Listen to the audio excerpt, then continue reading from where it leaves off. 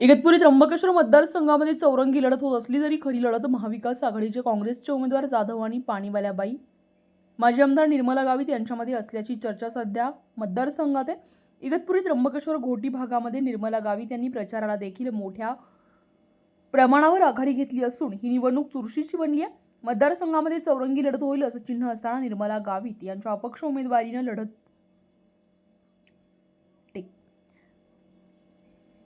निर्मला गावित यांच्या अपक्ष उमेदवारीनं रंगत वाढली आहे। महत्त्वाची बाब म्हणजे गावित या महाविकास आघाडी घटक पक्षाचे असूनही त्यांनी बंडखोरी करून उमेदवारी केली आहे। त्यातच त्यांना काँग्रेस, शिवसेना, उद्धव बाळासाहेब ठाकरेचे अनेक ज्येष्ठ नेते आणि पदाधिकारी यांची साथ लाभल्यानं मतदारसंघामध्ये आज त्या विजयाच्या उंबरठ्यावर आहेत। कार्यकर्त्यांमध्ये कमालीचा जोश असून सर्व कार्यकर्ते तन मन आणि धनाने जोमाने कामाला लागलेत। त्यामुळे गावित यांचा विजय आजच निश्चित मानला जात असला तरी येत्या 23 तारखेला खरा निर्णय होणार आहे। न्यूज लोकतंत्र 18 साठी आयुब शाह टेक न्यूज।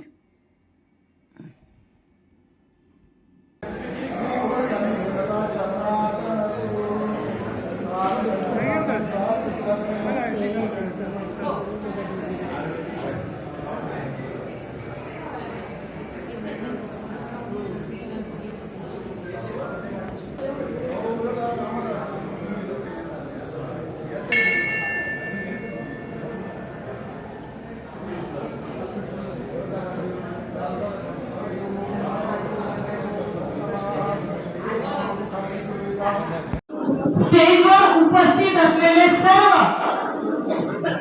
सन्माननीय नेतेगण,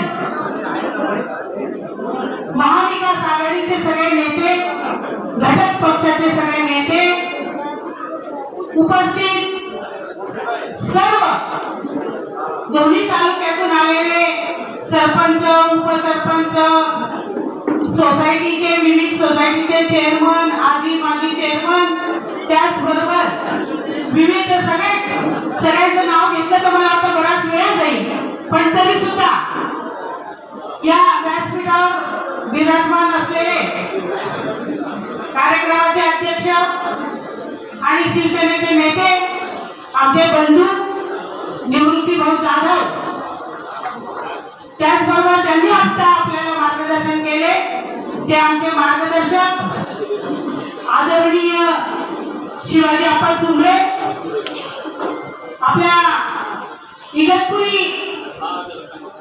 नगरीचे नगराध्यक्ष आदरणीय संजय भाई इंदुरकर, त्र्यंबकेश्वर तालुक्याचे आमचे बुलंद तोड उभाटा गटाचे तालुका प्रमुख आदरणीय समाधान भाऊ, त्याचबरोबर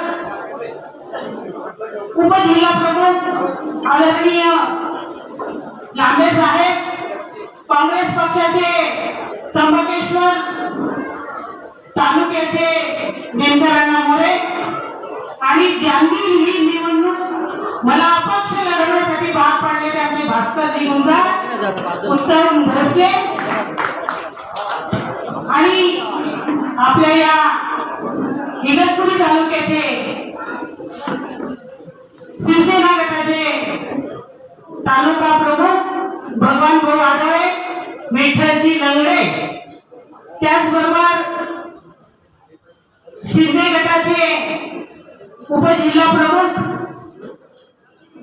आदरणीय मनोजी सहाणे, या ठिकाणी उपस्थित असलेले राजा भाऊ, ते आमचे होस्ट आहे, जे त्यांनी हे सगळं अरेंज केले ना, राजा भाऊ, त्याचबरोबर त्यांचे सहकारी दिवे साहेब, संतू पाटील खाताळे, त्याचबरोबर या ठिकाणी उपस्थित असलेले त्र्यंबकेश्वर तालुक्याचे काँग्रेसचे ज्येष्ठ नेते हरिभाऊ आंबापुरे, गणपत भाऊ वाघ, चव्हाण वकील आणि खास ज्यांनी माझ्याबरोबर महानगरपालिकेमध्ये काम केलं ते आपल्या भगिनी उषाताई, त्याचबरोबर सर्वच मला असं वाटतं बाळासाहेब, त्या सगळे मला वाटतं नंदू भाऊ बागळे, आमचे कुलदीप भाऊ, त्यांचे सर्व सहकारी राम भाऊ, त्याचबरोबर मला वाटतं सगळ्यांचे नाव घेतले तर बराच वेळ जाईल. तुमचं सगळ्यांचं प्रेम बघून मला खरंच आज माझा उद्भव झाला. आपल्या सगळ्यांची कल्पना आहे, माझ्या घरामध्ये जी घटना घडली मला वाटलं नव्हतं की मी उभी राहील, पण आपण सगळ्यांनी जो विश्वास पण या ठिकाणी दिला आणि आपल्या सगळ्यांचा जो आग्रह होता त्यामुळेच मी आज तुमच्या सर्वांच्या सोबत उभी आहे. माझ्या मुलाचं जो सगळा इलेक्शनचं नियोजन करायचा दुर्दैवाने 1 वर्षापूर्वी तो आम्हाला सोडून गेला आणि आमच्या कुटुंबामध्ये पूर्ण अंधकार निर्माण झाला. कुठेही मला निवडणुकीच्या बाबतीमध्ये तसं तर लढण्याची इच्छा नव्हती. विधानसभेच्या माध्यमातून ही जागा काँग्रेस पक्षाकडे गेल्यानंतर आमच्या सगळ्या नेत्यांनी उभाटाच्या उद्धव बाळासाहेब ठाकरे सेनेच्या सर्व आमच्या नेत्यांनी त्या ठिकाणी साहेबांची भेट घेतली, राऊत साहेबांना भेटले आणि सांगितलं की ही जागा जर आपल्याकडे घेतली तर निश्चितच गावीताई उमेदवार आहेत आणि आपल्याला ही जागा महाविकास आघाडीच्या माध्यमातून मिळवता येईल. परंतु काँग्रेसची जागा असल्या कारणाने काँग्रेसच्या सुद्धा सगळ्या नेत्यांनी पदाधिकाऱ्यांनी प्रयत्न केले की जरी काही उभटा गटाच्या असल्या तरी काँग्रेस पक्षाच्या तिकिटावर जर त्यांना उभं केलं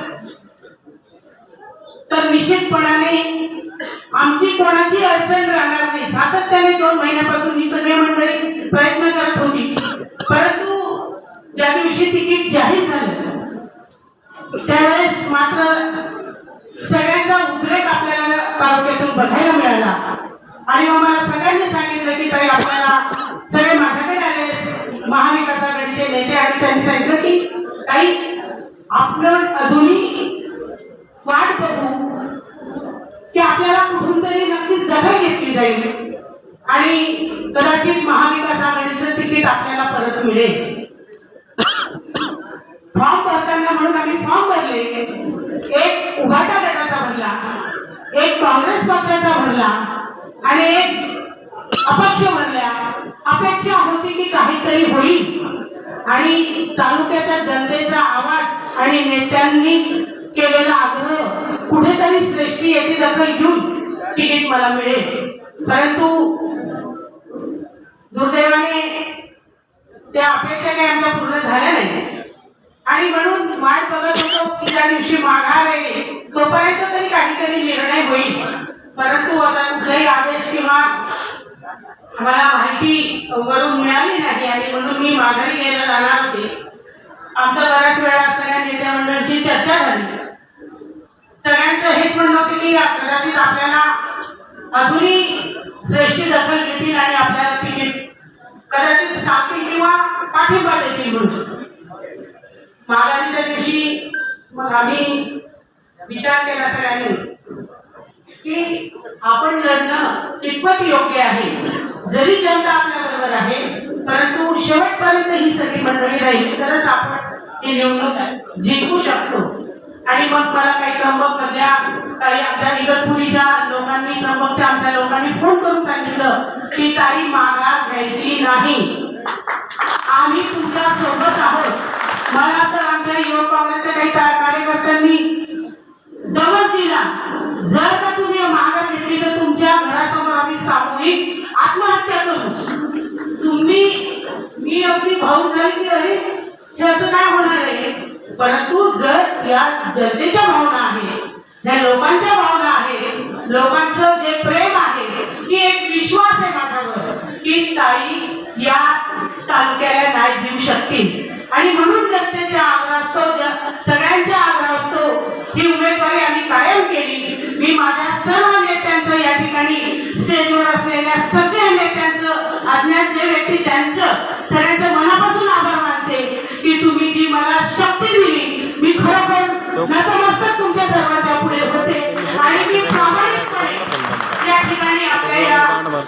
तालुक्याचं विधानसभेचं जे काही आपल्याला प्रामाणिकपणे तुम्ही जो माझा विश्वास दाखवला त्या विश्वासाला नक्कीच पात्र राहण्यासाठी मी प्रयत्नशील आहेच.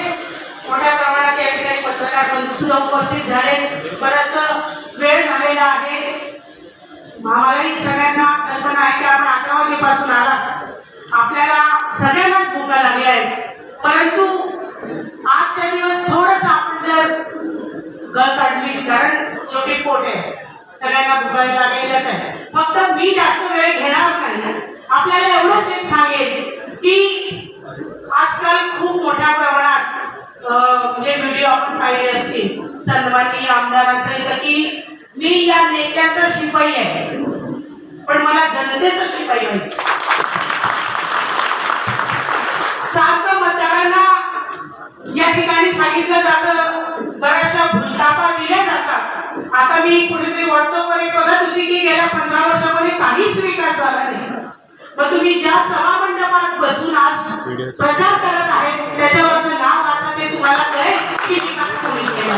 मी सांगणार नाही, आम्ही ज्या ज्या गावामध्ये पण 10 वर्षाच्या कार्यकाळामध्ये मोठ्या प्रमाणात इगतपुरी असेल, त्र्यंबकेश्वर असेल या मतदारसंघामध्ये आम्ही दळणवळण उपलब्ध केलं. त्यानंतर बऱ्याचशा गावांना 72 खेड्यापाड्यांना मी आदिवासी विकास विभागाकडून वीज पुरवठा केला. जिथे